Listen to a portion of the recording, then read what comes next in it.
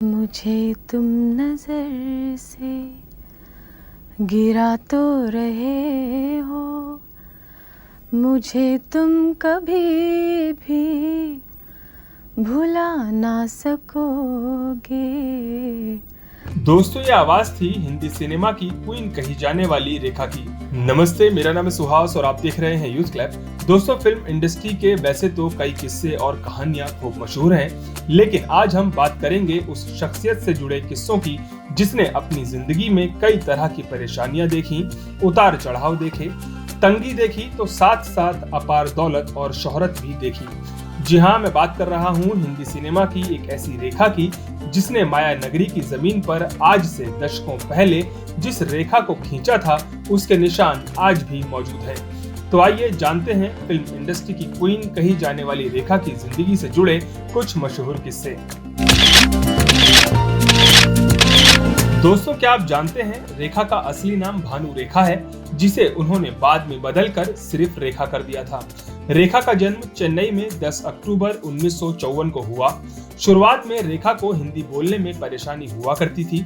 जाने माने तमिल स्टार जमिनी गणेशन और तेलुगु एक्ट्रेस पुप्पा पल्ली के घर में जन्मी रेखा का पारिवारिक माहौल फिल्म इंडस्ट्री से जुड़ा हुआ था, जिस वजह से रेखा ने बाल कलाकार के रूप में तेलुगु फिल्म रंगुला रत्नम में काम किया और बॉलीवुड में साल 1970 में आई फिल्म सावन भादो से अपने फिल्मी करियर को एक नया मोड़ दिया।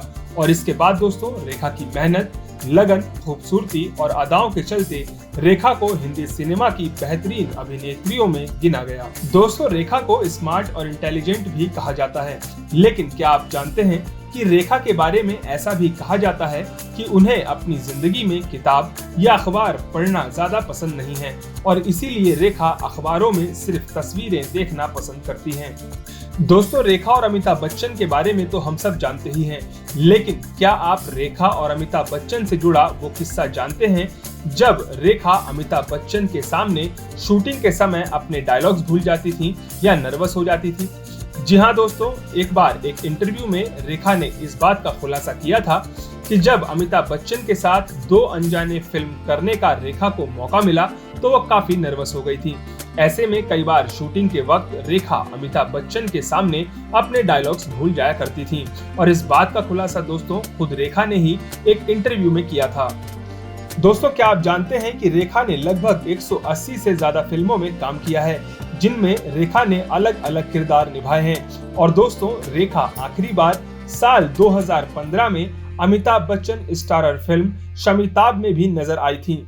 दोस्तों, क्या आप जानते हैं कि फिल्म इंडस्ट्री में आने से पहले रेखा का रंग काफी सांवला था और उन्हें हिंदी बोलने में भी परेशानी का सामना करना पड़ता था। लेकिन दोस्तों, वक्त के साथ रेखा ने अपने आप में कई बदलाव किए, जिसमें से सबसे पहले उन्होंने अपनी खान पान यानी डाइट और योगा से खुद को बदला। दोस्तों, अगर आप रेखा की सेहत और उनकी डाइट से जुड़े और छुपे हुए राज के बारे में जानना चाहते हैं तो इसके लिए आप Rekha's mind and body temple नाम की बुक को भी पढ़ सकते हैं। इसके अलावा दोस्तों, अगर आप इस किताब पर आधारित फिल्म को देखना चाहते हैं तो इसका लिंक हमने डिस्क्रिप्शन में दिया है, आप उसे देख सकते हैं। तो दोस्तों, ये थे रेखा की जिंदगी से जुड़े कुछ दिलचस्प और मशहूर किस्से।